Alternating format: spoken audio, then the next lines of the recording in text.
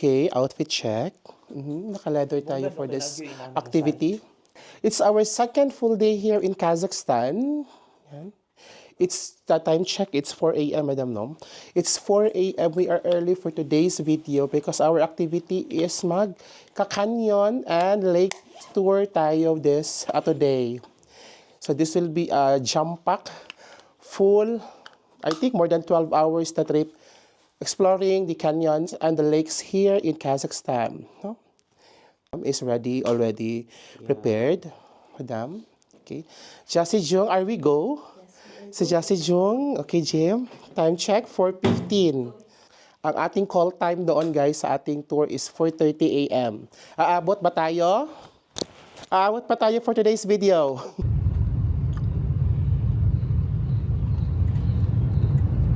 Guys, we have reached already the meeting pick-up point of our tour.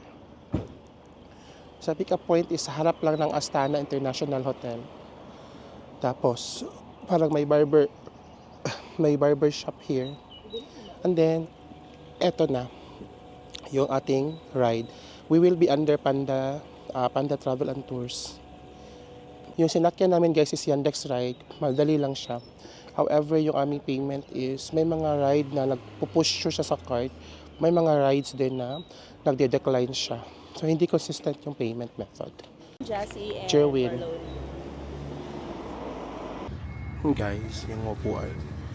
Yung aming front to front tayo guys with Madam and Jassy. Okay. We departed on time guys. On time tayo nag-depart. Madam is there. Guys, so after 10 minutes from the departure is meron muna kaming pupuntahan dito guys na.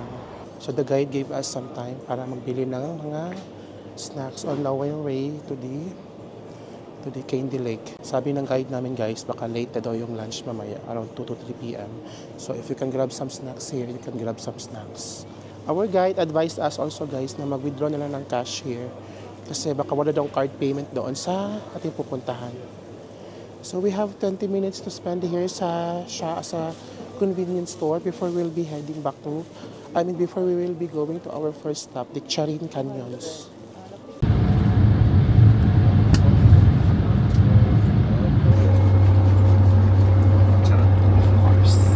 After 3 hours of van ride, we have reached Charin Canyons. Mainit siya. Alright. Mainit guys, pero malamig yung hangin. So 2 hours yung binigay sa atin na time dito sa Charin Canyons. And flying drone here is allowed. So we will be flying drones. My God, but I don't have a plan to hike. So sabi ng guide natin guys, meron daw 2 routes or line papunta ng Charin Canyons, yung mga canyons, the red line at saka yung yellow line. For those mga beginners and afraid of hiking very long, you take the yellow line daw guys. Pero sa yellow line is yung sa ibabaw ka ng Charin Canyons dadaan. If gusto mo naman nasa baba ka ng Charin Canyons, you go with the red line. Kaso lang yung red line is very steep, saka very long. So, kung gahol ka sa time, tsaka hindi ka ganoon kabilis maglakad, you take the yellow line. Guys, this is the yellow line. Yan. So, it has total walking distance of 1.5 kilometer.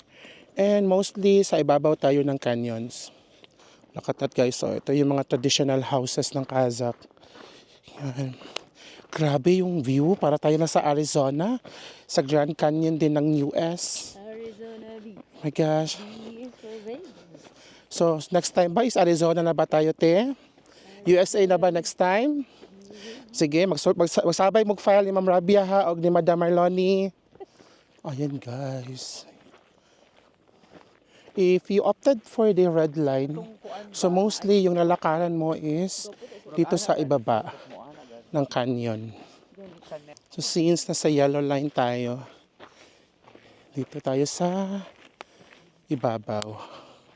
Dadaan all up the way to the canyons of Charin. The weather is very init guys, mainit siya. Thank you Lord. Kasi since last week daw, grabe ang ulan dito guys sa Charin. So ngayon lang talaga ng araw yung best day na binigay sa atin. And according to our guide, pinaka the best daw today kasi mainit siya. Thank you, Lord. All the things that I planned, praise the Lord. So it really looks like a Grand Canyon in Arizona. Maybe next time we can go to the Arizona na Grand Canyon. Guys, so since medyo na bored kami sa yellow line, so we decided to take the red line. So if magre-red line ka is dadaan tayo dito sa may hagdanan. Kasi below the ground, below the hill yung views pag sa red line. Yan. So Jessie, ando na sa baba. So sabi ng guide, this is 400 steps going down and another 400 steps going up. So, plan your hike, your stamina ahead. Guys, ang ganda! Yan, amazing rock formations. Hindi mo masyadong ma-appreciate yung area sa video, no? Pero pa sa personal, my God, sasabihin mo na lang talagang, wag muna tayong umuwi. Hindi uwi tayo guys kasi may next pa tayo destination. Ayan. So, you really appreciate this guys if talaga pupunta kayo here, no? So I really recommend that pupunta kayo ng Kazakhstan. Do not skip Chariin Canyons or this tour. Ang ganda! Oh my gosh, guys, look at that. It's so amazing.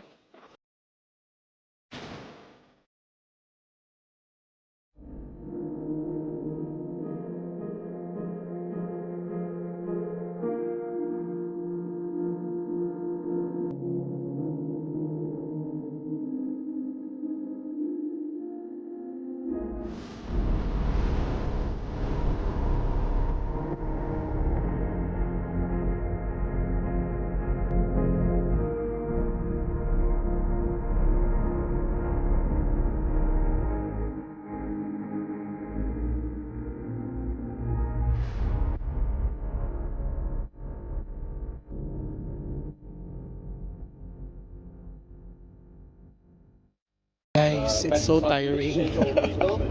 Okay lang yung pababa kasi madali lang siya. But when you go up, nakakahingal na siya guys. Tapos yung weather is ang init as well as malamig yung hangin. So mainit yung katawan ko pero yung kamay ko nilalamig. Diyos ko, oh my God. Okay, the next stop that we will be going is Black Canyon daw.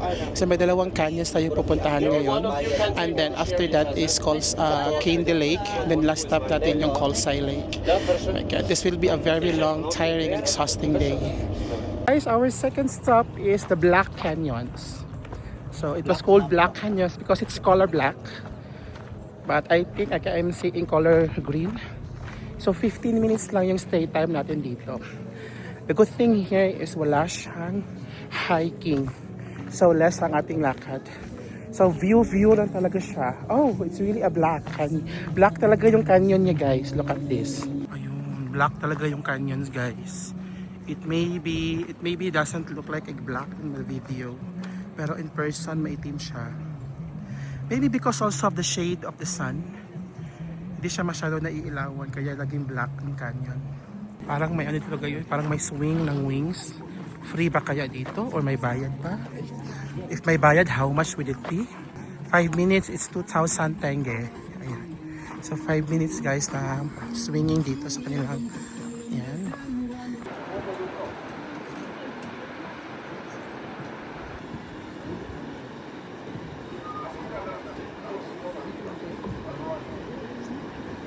Okay, yung next stop natin is Sunday Village daw.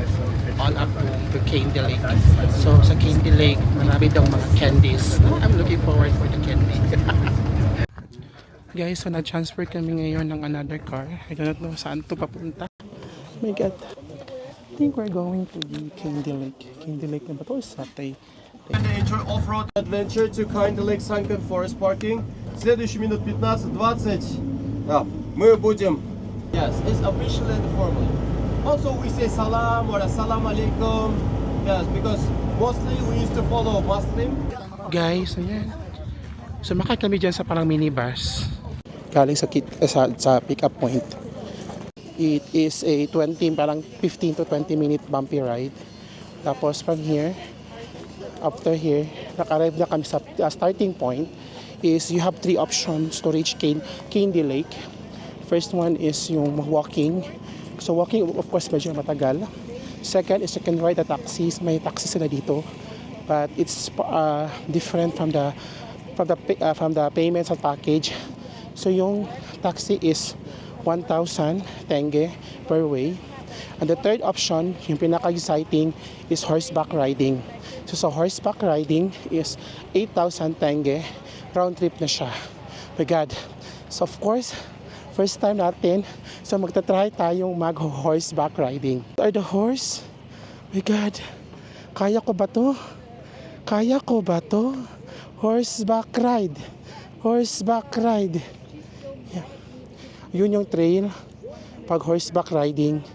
So medyo mahaba siya. Guys, oh my God. We are at the top of the horsey. My God. Hindi ba ito animal cruelty? Horsey. My God, horsey. Hindi naman siguro ito animal cruelty, no? Chasi Jung. Chasi Jung. Chasi Jung. Oh my gosh. It's so scenic, guys. No? Oh my gosh. Pero worth it yung experience sa horseback riding, guys. You need to try it. Oh my gosh. Nanginginig pa rin ako until now. Guys, ang ganda. Finally, at least hindi frozen yung lake, guys. At this hour, at this time, ganda ng Candy Lake. So the backstory of this lake daw, guys, is yung mga kahoy na yan, for sunken forest daw ang tawag dito. Because those tree are birch tree coming from the mountain. Tapos nung may malakas na earthquake, bumuhos lahat sa lake. Kaya right now, tinawag na siyang Candy Lake. And one of the tourist attraction here in Almaty.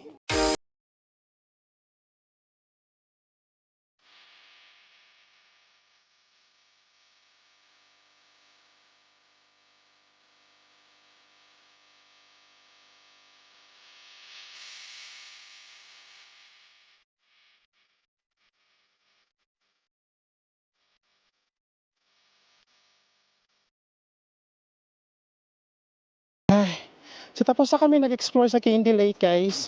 So I think our last spot is yung Colsay Lake. Yeah. So good thing is hindi na nag-ice yung Candy Lake. So pabalik, guys, is magta-taxi ako. Actually yung horseback is round trip siya.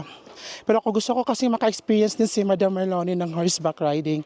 So kaya siya na yung pinapunta ko pabalik. And ako magta-taxi na lang going to the drop-off point. It's a bumpy ride again. Bumpy siya na. We're back at the drop-off point, guys. Oh my gosh. So far, Kazakhstan is so amazing, guys. I never expected Kazakhstan. This is so exciting, so thrill, so adventurous. Oh my God. Yung tour pala na ito, guys, nakuha ko sa trip.com. Pero yung handler dito is via Viator pa rin. Then the local operator here is the Panda Tour. Yan. So yung nakuha ko na tour package is 3,600 plus. Kasama na diyon yung yung mga entrances na mga parks na napuntahan natin. Ayan. And currently, we have flown drones to the two spots that we had visited already. So I hope sa Colsay, we can still fly a drone. Ayan. Oh my gosh. Ay. We are already on our last stop, Colsay Lake. Pero grabe na yung pagod. Parang 1,000% of my energy is already exhausted. Ay. Ngayon pa kami magla-lunch, guys. It's very late lunch. So, sabay na tanan. Pas mo, lipong sa bus. It's pa 2:52. Yeah. But Thank goodness we are now already on our last stop, the Colsay Lake. So later on after the lunch, we will be exploring the Colsay Lake. Guys, we are done with our lunch. Finally, I feel better now. Kasi kanina pa kasi kami walang kain. So parang parang natawag yung parang kinakabuhi. But right now, I'm feeling good na because we have eaten already a lunch. So from the shop oil parking lot, na binabaan natin, is mag-lunch kami doon. And then, may 750 meters pa siya na pababa, papunta ng Colsay Lake. Look at that. Yeah, that is the Colsay Lake. So it's good because the Colsay Lake now is not anymore frozen. My gosh! The Colsay Lake, guys, is meron siyang resemblance sa Canada. So, it really looks like Canada here. But in Asia, hindi mo na kailangan ng visa to get here. Unlike in the Canada that you have to go all through the process of getting a visa. Taipei. Yes. Guys, we have reached Colsay Lake. Wow, ang ganda. Ang ganda ko talaga. This is the Colsay.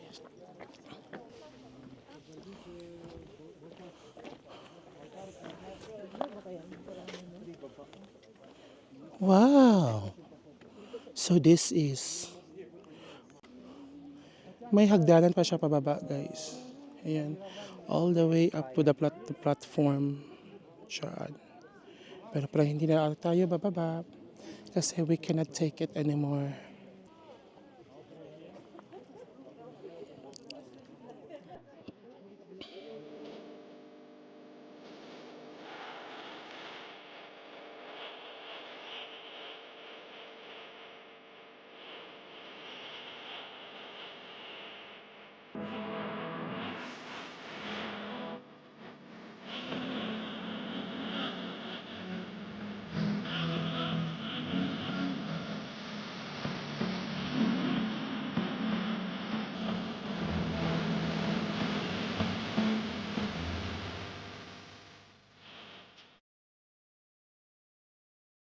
Ayan guys, so we are already at our parking lot. Nasa parking lot na tayo. Will be our last stop before we will be heading back to Almaty. So from here sa Colsay Lake, para na sa mga 4 to 5 hours pa yata na van ride all the way up to Almaty. No? So that comprises our Treasures of Almaty tour here in Kazakhstan.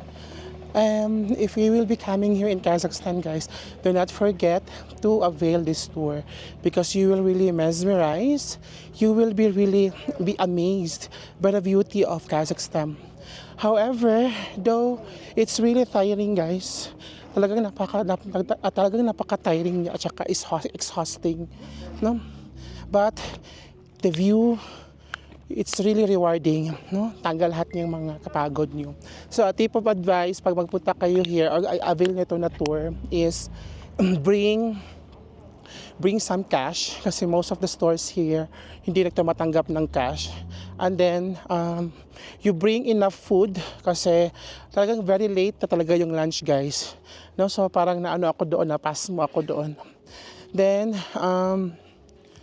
tawag dito, in regards with the drone, actually wala naman akong problema sa pagpapalipad ng drone.